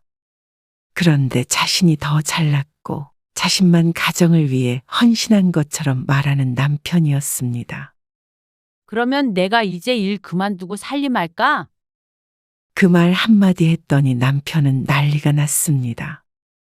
평생 직업 가지는 게 쉬운 건 줄 알아? 무슨 일을 그만둬? 지금 당신이 몇 년 더 일한다고 뻐기는 거야? 도저히 대화가 통하지 않는 사람이었습니다. 자신은 정년 퇴직을 했으니 이제는 편히 쉬겠다면서 서 씨는 일부터 집안일까지 모든 걸 다 하길 바랐습니다. 어쩜 이렇게 이기적인 남자가 있나 싶었습니다. 남편에겐 서 씨가 노후인 듯 했습니다. 그러다 보니 서 씨는 사는 게 행복하지가 않게 되었습니다. 신경을 쓸 직장이 없으니 남편은 이제 모든 신경을 서 씨에게 쏟아붓는 듯 했습니다. 그래 놓고는 서 씨가 한마디 하면 화내고 자식들이나 괴롭히고 말이죠. 어떻게 이런 사람과 평생을 살아왔는지 스스로도 이해할 수가 없었습니다. 그러니까 서 씨는 주말만 되면 자꾸 바깥으로 나가게 되었습니다. 또 나가? 약속 있어? 서 씨도 주말엔 조용히 집에서 쉬는 걸 선호하는 성격이었는데 남편 때문에라도 일부러 약속을 잡을 정도였습니다. 아니, 뭔 약속이 그렇게 매주 있어? 혼자 집에 있는 사람은 생각 안 해? 차라리 남편이 집에서 둘이 알콩달콩 시간을 보내는 걸 바랐다면 서 씨도 그에 맞췄을 것입니다. 하지만 남편은 함께 시간을 보낼 아내가 필요한 게 아니라 뒤치다꺼리 해주고 수발을 들어줄 사람이 필요한 것 같았습니다. 그리고 어느 날 주말이었습니다. 몸도 좋지 않고 유독 지쳤던 한 주가 지나 서 씨도 없는 약속을 만들어서 나가고 싶지 않았습니다. 그저 집에서 좀 쉬고 싶었죠. 그런데 안방에 누워있는 서 씨에게 남편이 말을 걸었습니다. 이따가 애들 오기로 했으니까 저녁밥 차릴 준비해. 그 말에 서 씨가 벌떡 몸을 일으켰습니다. 애들은 왜? 그냥 밥이나 한 끼 먹으려고 불렀지. 전화도 통 없길래 한마디도 좀 해줘야지. 아니, 왜 자꾸 부르는 건데? 지난주에도 오라고 그랬잖아. 부모가 자식 얼굴 좀 보자고 부르는데 왜? 당신도 심심하면 차라리 나가서 친구를 만나던가 해. 뭐? 애들도 주말에 좀 쉬어야지. 내내 일하다가 주말에 힘들게 부모 집에 오고 싶겠어? 밥 한 끼 먹는 게 뭐가 힘들어? 정년이 한 70세는 되어야 할 것 같았습니다. 아무래도 서 씨 생각엔 남편이 할 일이 없으니 주위 사람들을 못 살게 구는 것 같았죠. 그리고 아들, 딸이 왔을 때 남편이 기가 막힌 소리를 했습니다. 니네 엄마가 김장도 안 한다니까 너희 집에서 해. 며느리를 콕 집어서 말하는 남편. 다들 표정이 이상해졌습니다.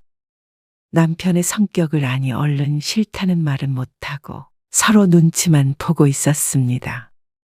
너네도 이제 집에서 김장도 하고 그래야 될 거 아니야. 엄마한테 전수 좀 해달라고 그래. 며느리돌이 해야지.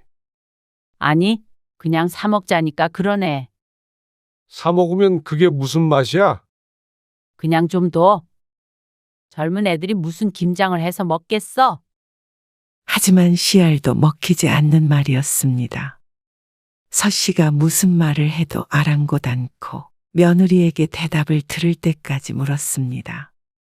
며느리는 시아버지가 강요하니 어쩔 수 없이 그러겠다고 했지만 표정이 좋지는 않았습니다. 왜 안 하던 짓을 하는지 몰랐습니다. 남편에게 쏘아붙이고 싶은 걸 자식들 앞이라 참았습니다. 그리고 자식들이 돌아갔을 때 서 씨는 남편에게 화를 냈죠. 제발 그만 좀 해. 뭘? 왜 그렇게 주위 사람들을 괴롭히지 못해서 안달이야? 내가 뭘 괴롭힌다는 거야? 당신 아까도 말이야. 애들 있는데 괜히 눈치나 주고 말이야. 사람들 눈치 좀 보면서 살아 좀.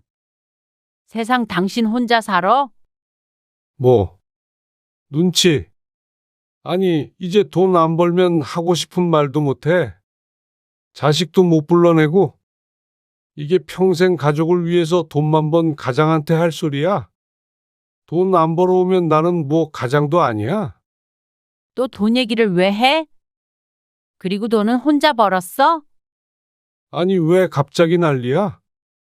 갑자기가 아니라 당신 좀 당신만의 시간도 보내고 해. 아니, 그러면 내가 나가서 사고나 치고 돌아다니면 좋겠어. 왜 사고 치는 거랑 비교를 해? 좀 생산적으로 살라는 거지? 여태껏 충분히 그렇게 살았어.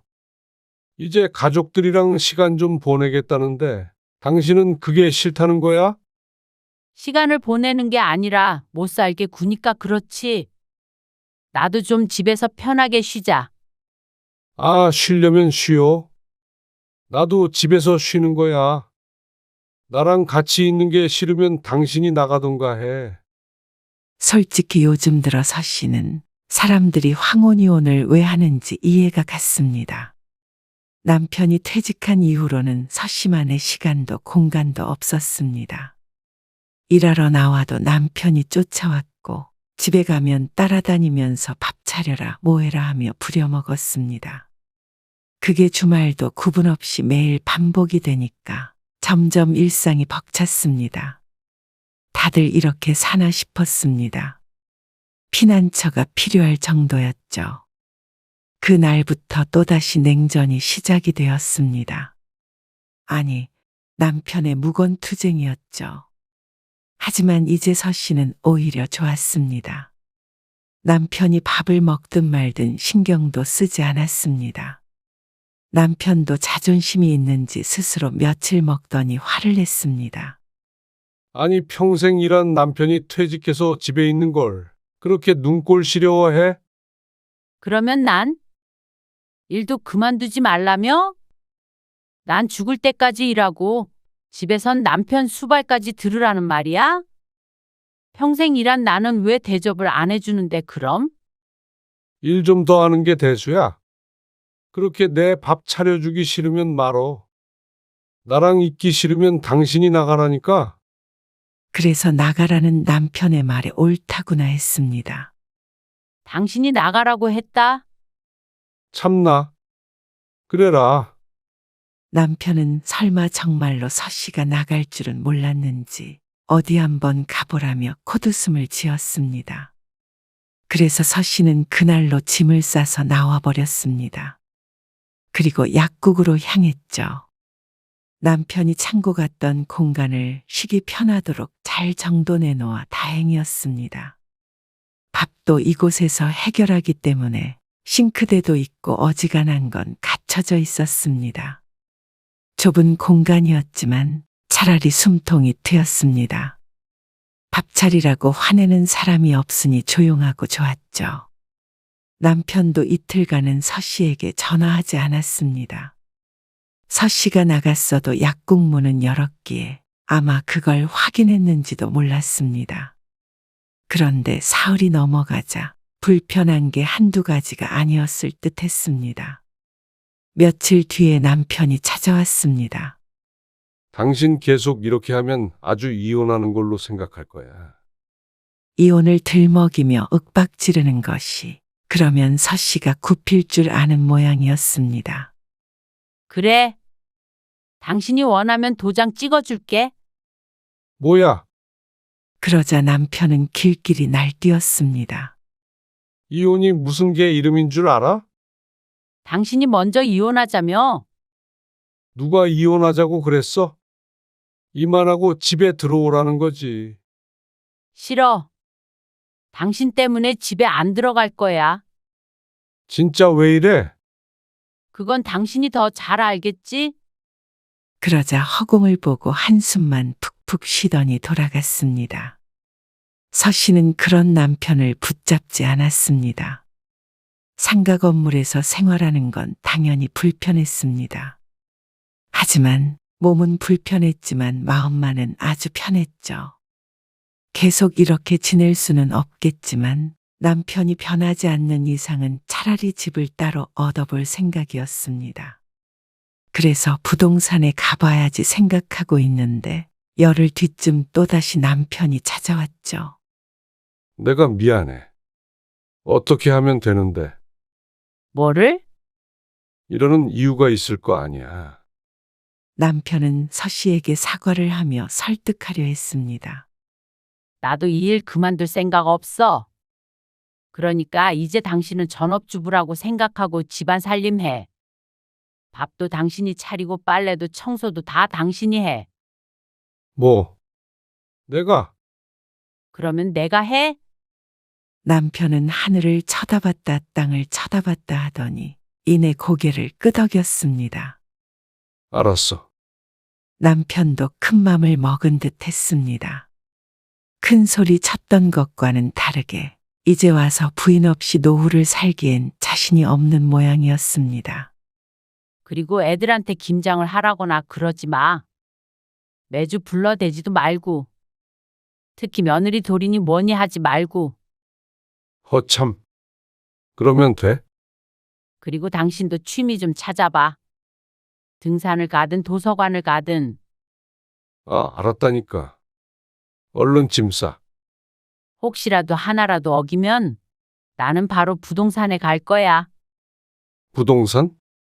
집 따로 구해서 제대로 나간다는 소리야. 당신이 말했던 대로 황혼이혼 하는 줄 알아. 남편은 떨떠름한 표정을 지으면서도 고개를 끄덕였습니다.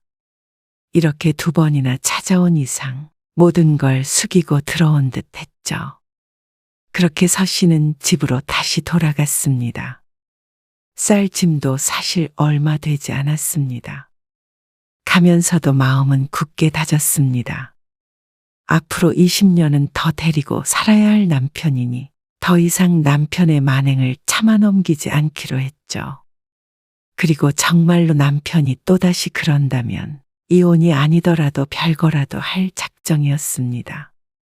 어차피 아들, 딸 결혼 다 시킨 마당에 꺼릴 것도 없었습니다. 그리고 남편은 현재까지도 약속을 잘 지키고 있습니다. 조금만 성질이 나오는 것 같은 때 짐을 쌌던 가방을 꺼내들면 성질머리를 꾹꾹 눌러 담는 게 보였죠. 또 남편은 주말마다 바둑을 두러 다녔습니다. 두어 시간 있다가 들어왔지만 그것만 하더라도 숨통이 트였습니다. 그리고 시간이 지나니 남편도 더 이상은 시간을 죽이고 있기 힘들었는지 이것저것 할 일을 스스로 찾기 시작했습니다. 그러니 오히려 남편과 서 씨와의 사이는 전보다 나아졌습니다. 서 씨가 쉬는 날에는 함께 놀러도 가고 했습니다. 난생 처음 가출도 해보았지만 결과적으로는 해피엔딩이었죠.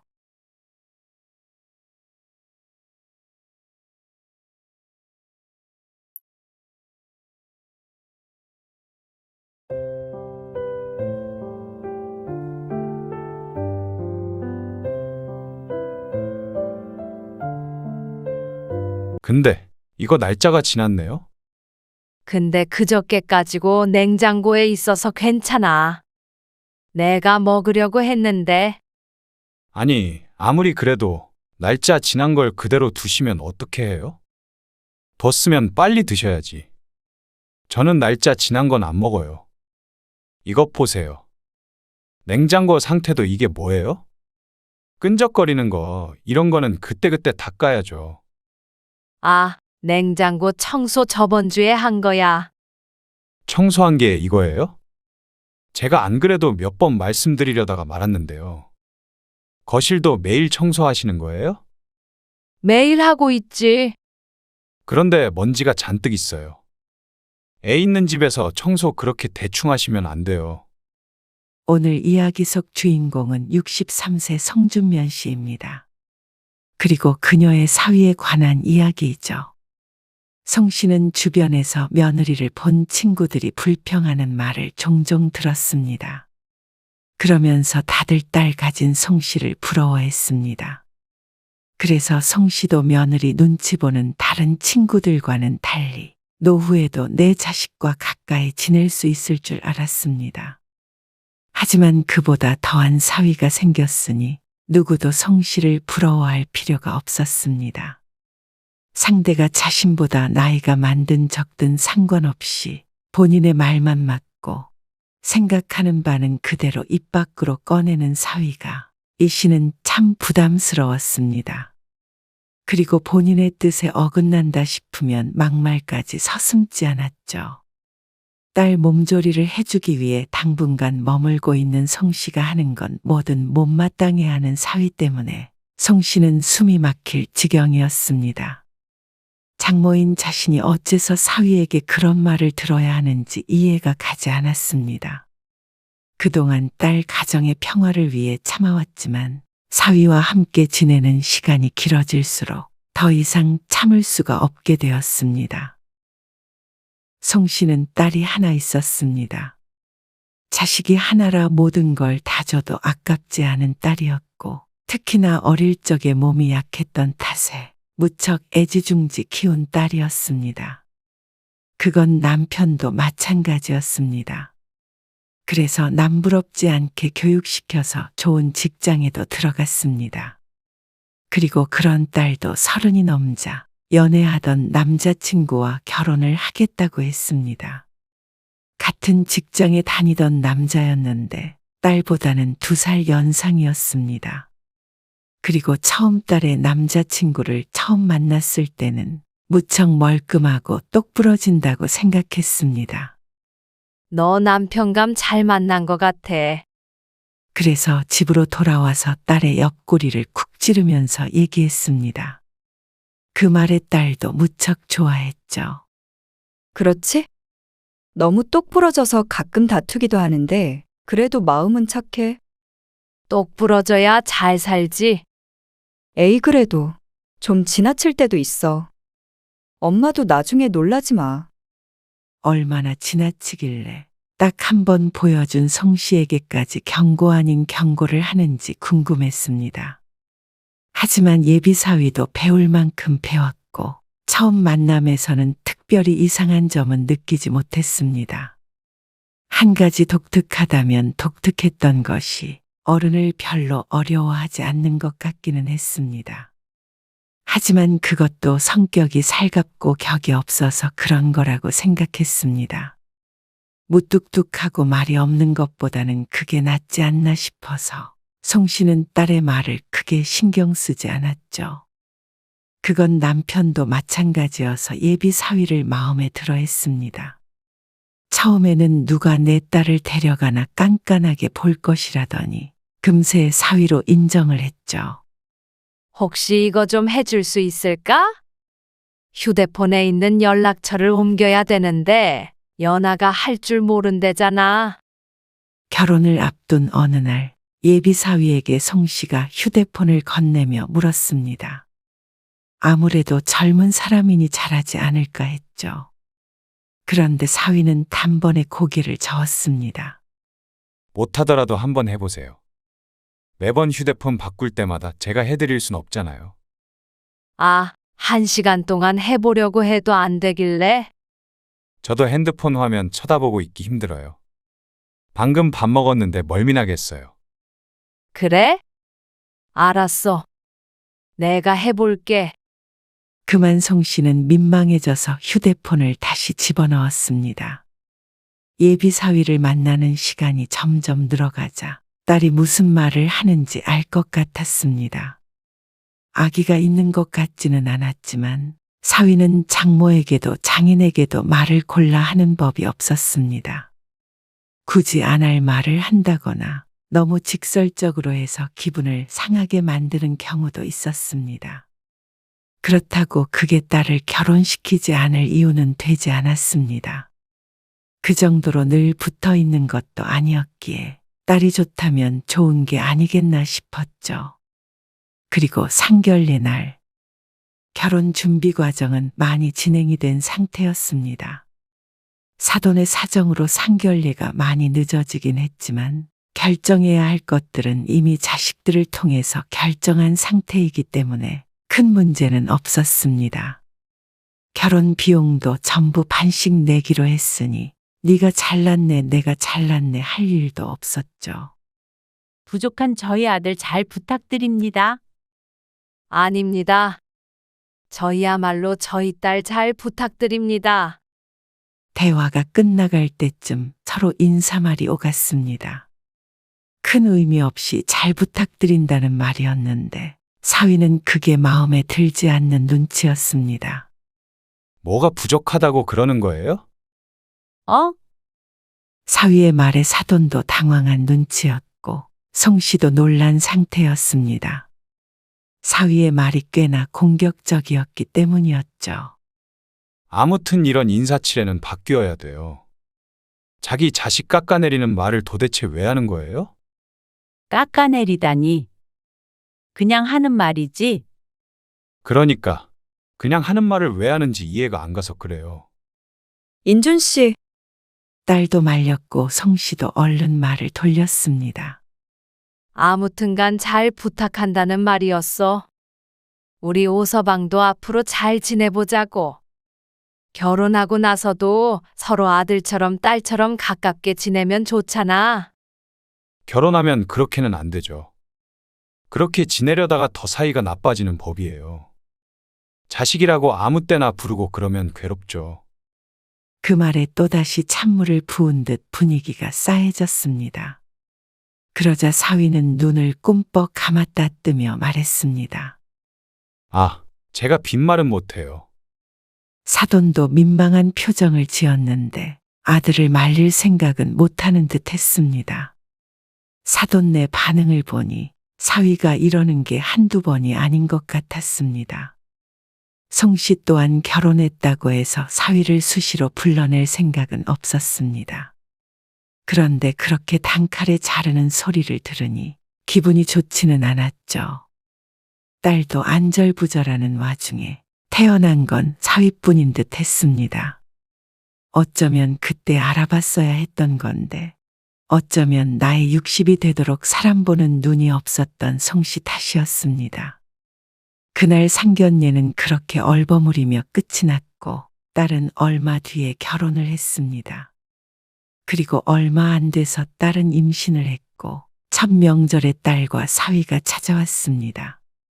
첫 명절이니만큼 송씨도 남편도 전날부터 고생해서 밥상을 차렸습니다. 점심때가 조금 지나자 온 딸과 사위는 송씨가 차린 밥을 맛있게 먹었습니다. 거실에 큰 상을 펴두고 먹었는데 식사 후에 치우기 위해서 상을 부엌으로 옮겨야 했습니다. 본래라면 딸과 남편이 함께 옮겼습니다. 송씨 허리가 좋지 않아서 그랬는데 그렇다고 임신한 딸을 시킬 수는 없었습니다. 오서방, 이것 좀 같이 옮기자. 그래서 남편이 사위에게 말했습니다. 상 한쪽은 이미 남편이 잡고 있는 상태였습니다. 반대편을 사위가 잡기를 기다렸는데 사위는 소파 위에 태연하게 앉아 있었습니다. 저는 엄연히 손님으로 온 건데요. 사위의 말에 송씨도 남편도 농담인 줄 알고 허 웃으며 대꾸했습니다. 그래서 맛있는 음식 대접했잖아. 이것만 옮겨주고 쉬어. 그릇 들고 왔다 갔다 하기 힘드니까 그래. 그러자 사위는 어깨를 으쓱하며 말했습니다. 에이, 남자라고 이런 거 시키는 거 역차별이에요. 그 말에 남편이 상에 올려놓고 있던 손을 뗐습니다. 아니, 남자라고 시키는 게 아니라 연하는 임신했고 연하 엄마는 허리가 아프니까 들자는 거지. 남녀 문제가 아니잖아. 저희 집에서는 연하한테 이런 거 안 시키셨어요. 그 말에 헛웃음이 나왔습니다. 임신한 며느리에게 이런 걸 시키는 사람이 이상한 거 아닌가 싶었습니다. 하지만 자신의 말이 모순이라는 생각을 하지 않는 듯 했습니다. 송씨도 속으로 네 잘났다를 외치며 쟁반에다 그릇을 옮겼습니다. 태연하게 앉아서 TV를 보는 사위와 옆에서 양쪽 눈치를 살피며 앉아있는 딸을 바라보고는 한숨을 쉴 수밖에 없었습니다. 몇 번 겪어 느낀 것이 있었습니다. 사위와 말씨름을 해봤자 소용이 없다는 것이었습니다. 사이에 낀 딸도 안쓰러웠고 말을 주고받아봤자 얻는 것이 없었습니다. 사위는 한번 자신의 생각이 맞다고 하면 누구에게도 설득당하지 않았습니다. 오히려 자신의 뜻과 다르면 다소 공격적으로 변했기에 차라리 그러려니 하는 게 마음이 편했습니다. 식사했던 것을 치우고 과일을 먹다가 남편의 사업 얘기가 나왔습니다. 장사 잘 돼요? 글쎄, 잘 안 되네. 그래도 거기가 사람들이 꽤 지나다니는 곳인데. 남편은 퇴직한 후에 이런저런 사업을 구상하다가 작은 상가를 얻어서 무인 슈퍼를 차렸습니다. 아이스크림이나 과자 같은 것을 사람 없이 기계만 놓고 파는 것이었는데 차린 지 반년이 되었는데도 생각처럼 잘 잘 되지 않았습니다. 그러게 제가 그런 거 잘 안 된다고 했잖아요. 사위가 혀를 차며 말했습니다. 사과를 아삭 씹으며 말하는 폼이 어쩐지 너무 얄미웠습니다. 뭐 그래도 1년은 해봐야 알지. 적잖아죠? 아직은 그렇지. 겉보세요. 턱을 까딱까딱하며 말하는 게 참 건방졌습니다. 장인이 아니라 친아버지에게도 안 할 듯한 말투와 몸짓이었습니다. 솔직히 제 생각엔 장인어른이 헛짓거리 하고 계신 것 같네요. 뭐야? 헛짓거리라는 말에 남편이 황당하게 대꾸했고 송씨와 딸도 눈이 커다래졌습니다. 어쩜 저런 언행을 하는지 어이가 없었습니다. 아무리 격이 없다고 해도 이건 또 다른 문제였습니다. 헛짓거리? 인준 씨. 무슨 말이야? 딸도 어색하게 대꾸했지만 사위는 자신의 말에 뭐가 문제가 있는지 몰랐습니다. 어쩜 대학도 나오고 배울 만큼 배운 성인이 이렇게 예의라고는 없나 싶었습니다.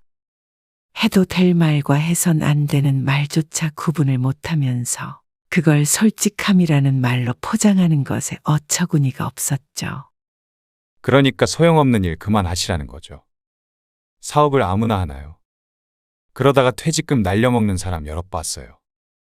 그러는 사위도 월급쟁이였고 사업에 대해서는 알 리가 없었습니다. 그런데도 한참을 잔소리를 늘어놓았습니다. 듣다 못한 남편이 한마디 핀잔을 줬더니 사위의 얼굴이 무섭게 굳었습니다. 그러더니 입을 딱 다물어 버렸습니다. 그러자 명절의 분위기가 이상해졌죠. 남편도 물은 성격이 아니었는데 사위라 그런지 아니면 나중에 딸에게 안 좋을까봐 걱정되어서 그런지 사위에게 호통도 치지 못했습니다. 그런데 그 뒤로는 남편도 확실히 사위를 불편해하는 게 느껴졌습니다. 그리고 그건 송씨도 마찬가지였습니다. 말 한마디를 해도 잔소리처럼 해대는 사위 때문에 대화를 나누는 게 즐겁지 않았습니다. 그리고 송씨 부부도 사위에게 뭐라고 하려면 생각을 여러 번 해야 했죠. 한마디로 시한폭탄 같았습니다. 그러니 차라리 좀 덜 보는 게 편하다고 생각할 정도였습니다.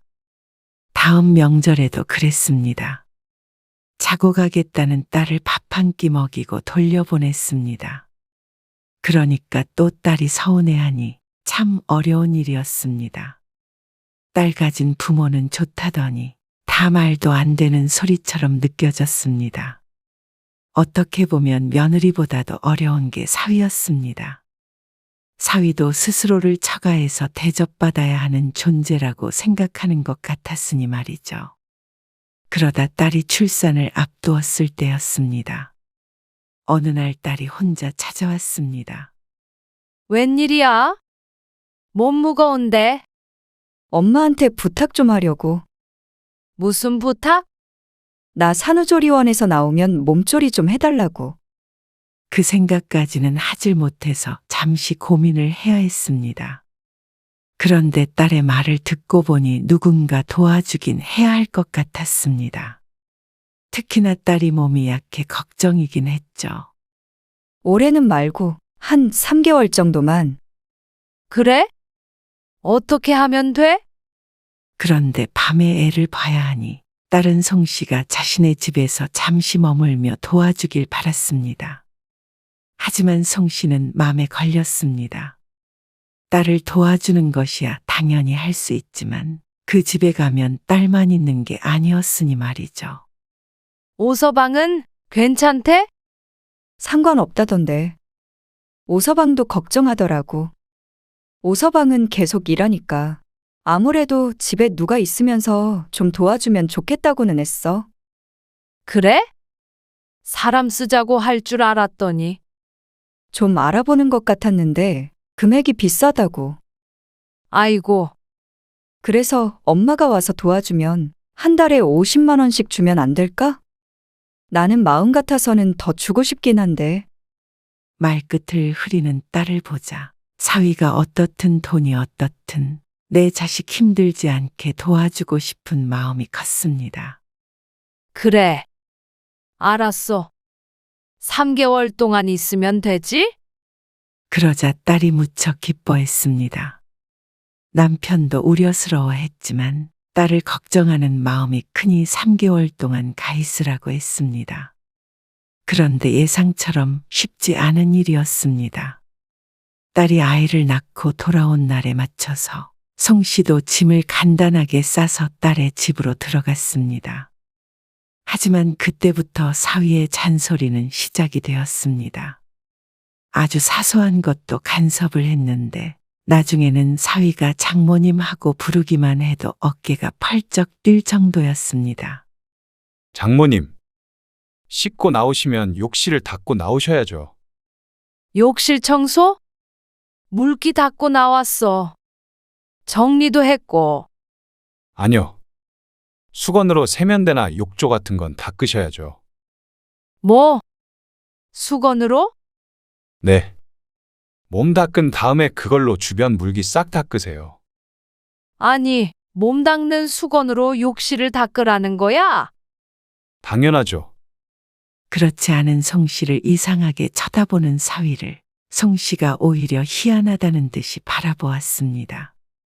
몸을 닦는 수건으로 욕실 물기를 싹 닦고 오라는 말이 이해가 가지 않았습니다. 그래놓고 나중에 또 그것으로 얼굴을 닦고 몸을 닦을 생각을 하니 소름 끼칠 정도로 더럽게 느껴졌습니다. 그런데 사위는 그게 당연하다고 했습니다. 그러면서 송 씨를 타박했죠. 아니, 연하가 누굴 닮았나 했더니 장모님 닮았었나 보네요. 제가 버릇 고치느라 고생 많았어요. 그 말은 이제는 송 씨의 딸도 그렇게 한다는 말이었습니다. 그러면 너무 찝찝하잖아. 더럽고. 욕실에 물기가 있으면 거기에 곰팡이가 생기고 그게 더러운 거죠. 그거는 다른 걸로 닦아야지. 어떻게 몸 닦는 수건으로 닦아? 제가 매일 닦아서 깨끗해요. 변기도요. 뭐? 변기도? 경악하면서 되물었는데 송 씨의 반응이 사위의 기분을 상하게 한 듯 했습니다. 네. 매일 닦아서 장모님보다 오히려 욕실이 더 깨끗해요. 뭐라고? 아무리 그래도 무슨 말을 이렇게 하는지 몰랐습니다. 말이라는 게 다르고 다른 것인데 말이죠. 진짜 오서방, 말을 왜 그렇게 하는 거야? 송 씨가 언성을 높이자 사위의 인상이 와락 구겨졌습니다. 장모님이 먼저 그렇게 말씀하셨잖아요. 로마에 왔으면 로마 법을 따라야죠. 장모에게 이렇게 대드는 사위가 세상 천지에 어디 있을까 싶었습니다. 송 씨도 지난 며칠 동안 쌓인 게 많았는데 참다 겨우 한마디 했을 뿐이었습니다. 그런데 사위는 그런 송 씨를 잡아먹을 듯이 굴었습니다. 이런 식으로 하실 거면 저도 장모님 오시라고 안 했죠. 그 말에 입만 쩍 벌리고 있자 딸이 방에서 나와 말렸습니다. 엄마, 오서방이 한 말은 그런 게 아니고. 사위를 대신해 변명을 하는데 참 눈물겨울 정도였습니다. 딸까지 나서자 사위도 입을 다물었습니다. 그리고는 삐진 듯이 한동안 또 말을 안 했습니다. 밥 먹을 때도 침묵 속에서 먹어야 했고 계속 툴툴거리는 게 눈에 보였습니다. 가서방석에 앉은 듯 불편한 나날이 이어졌습니다. 그러니 딸도 스트레스를 받는 것 같았습니다. 몸조리 하려고 한 건데 마음이 불편하니까 병날 것 같아. 딸의 말에 송 씨도 자신이 조금 유하게 생각하자고 다짐했습니다. 안사도는 이미 사위의 성격을 아니 여기저기 아프다는 핑계로 애를 안 봐준다는데 송 씨까지 돌아가 버리면 딸만 고생일 듯 했습니다.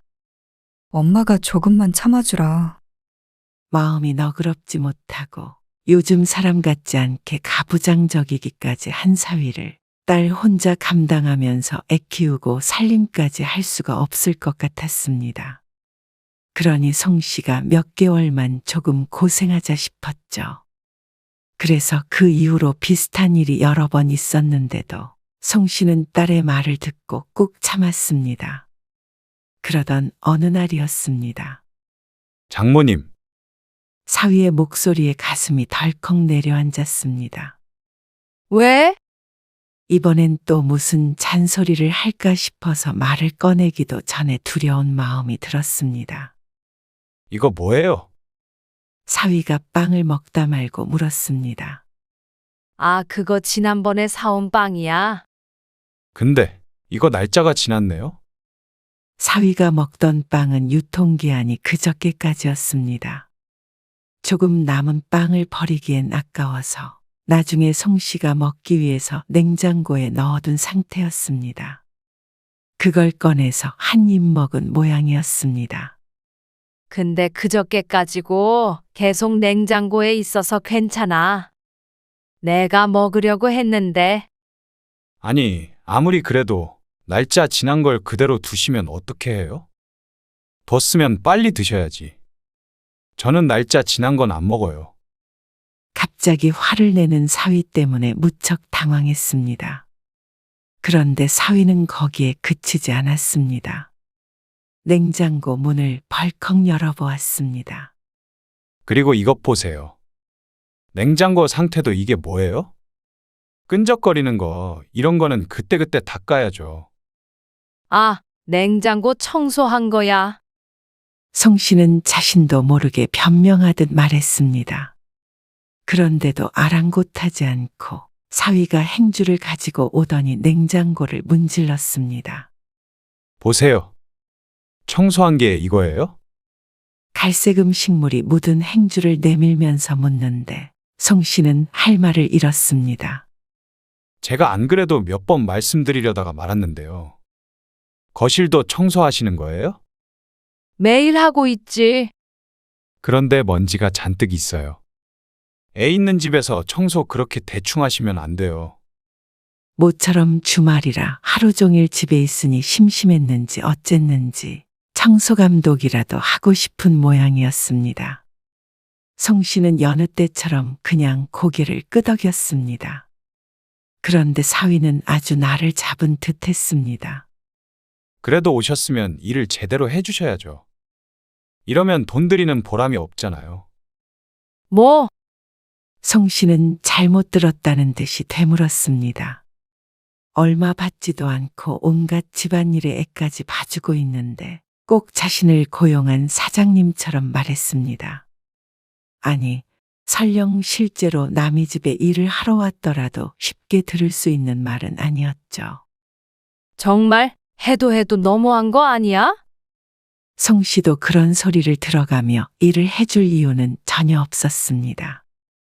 지금 자네가 날 고용하기라도 한 건 줄 알아? 그러자 사위는 태연하게 대답했습니다. 따지자면 그렇죠. 돈 들이고 있잖아요. 50만 원 가지고 24시간 붙어서 일할 사람이 있는 줄 알아? 그러면 24시간 숙식 제공하는 제 입장도 생각하셔야죠. 기가 막혔습니다. 이상한 논리로 우겨대는 사위를 말씨름으로 이기기도 쉽지가 않았습니다. 어떤 말을 해도 자신의 말이 맞다고 생각하니 말이죠. 사위는 돈 주는 보람이 없다고 했지만 송 씨의 생각은 전혀 달랐습니다. 내 딴에는 몸 약한 딸 힘들까봐 도와주는 건데 보람이 참 없다고 생각했습니다. 딸을 슬쩍 보자 이제는 딸도 지쳤는지 또 시작인가 싶은 표정으로 고개만 절레절레 젓고 있었습니다. 스트레스 받는 건 알지만 어떻게 송 씨가 사위에게 이런 말을 듣고 있는데도 가만히 있는지 몰랐습니다. 이렇게 보면 사위가 송 씨를 이렇게 대하는 것에는 딸의 탓이 컸습니다. 딸도 이기지 못하는 사위라지만 그래도 장모를 대하는 게 이럴 수는 없었습니다. 경우가 없어도 이 정도로 없는 거면 가정교육부터 잘못된 것 같았습니다. 그러니 이 자리에 없는 사돈마저도 원망스러울 따름이었습니다. 차라리 청소도 제가 하는 게 더 낫겠네요. 거기에 쐐기를 박아버리는 사위. 그래. 그러면 차라리 오서방 자네가 해. 송 씨는 끼고 있던 고무장갑을 거칠게 벗어던졌습니다. 직장도 다니지 말고 청소하고 애 보고 밥하고 다 해. 어디 한번 다 해봐. 그리고는 가져왔던 가방에 다시 옷가지를 쑤셔 넣기 시작했습니다. 엄마 왜 그래? 그제서야 뒤늦게 딸도 송 씨를 말렸습니다. 하지만 말려야 할 사람은 송 씨가 아니라 사위였습니다. 그것도 모르고 딸은 또다시 송 씨에게만 참으라고 할 모양이었죠. 너도 그러는 거 아니야? 네가 그럴수록 오서방이 더 막말하는 거 몰라? 막말이라니요, 장모님. 저는 입 바른 소리 못해요. 솔직한 거죠. 참, 솔직한 거랑 무례한 거랑 같아. 그것도 모르고 어떻게 대학은 나오고 직장은 들어갔나 모르겠다. 뭐라고요? 말씀이 심하신데요. 남의 말은 심한 줄 알고 자신의 말은 심한 줄 모르는 사위를 보니 본래 생겨먹은 것이 그런 듯 했습니다. 말은 그렇게 해도 천성은 착하다고 예전에 딸이 했던 말은 아무것도 모르고 한 소리였죠. 나도 이런 취급 받아가면서 여기 있을 이유 없어. 누가 50만 원 벌자고 온 줄 알아? 연아 너도 잘난 네 남편이 번 돈으로 차라리 사람을 써라? 그러고는 가방을 챙겨서 집으로 돌아와 버렸습니다. 남편은 자초지종을 듣더니 씩씩댔습니다. 그럴 줄 알았어. 무슨 그런 놈이 다 있어. 됐어. 다시는 안 보면 돼. 그러자 남편도 절대 딸 집에는 가지도 말고 딸 부부를 집으로 부르지도 말자고 화를 냈습니다. 나도 다시는 갈 생각 없어. 연아한테도 정말 실망이야. 그 뒤로 딸에게서는 미안하다는 연락이 왔지만 그렇다고 송 씨의 마음이 풀리지는 않았습니다. 힘들다는 소리도 외면했습니다. 딸이 힘들 건 알지만 남편에게 했던 말처럼 사위 못지않게 딸에게 섭섭함을 넘어서 미운 감정까지 생겼습니다. 딸이 사위가 막말을 할 때 말리는 게 아니라 화를 냈다면 다르지 않았을까 싶었습니다. 적어도 그랬다면 그 정도로 함부로 대하지는 못했을 테니 말이죠. 그런데 송 씨가 나온 지 한 달이 채 안 돼서 사위에게서 전화가 왔습니다. 웬일인가 싶어서 전화를 받았더니 사위는 당연한 듯 요구했습니다. 다시 돌아오세요. 그렇게 말하면 당연히 돌아갈 줄 아는 듯한 말투가 참 웃겼습니다. 장모님도 그렇게 가시는 건 아니죠. 앞으로 안 볼 사이도 아니고.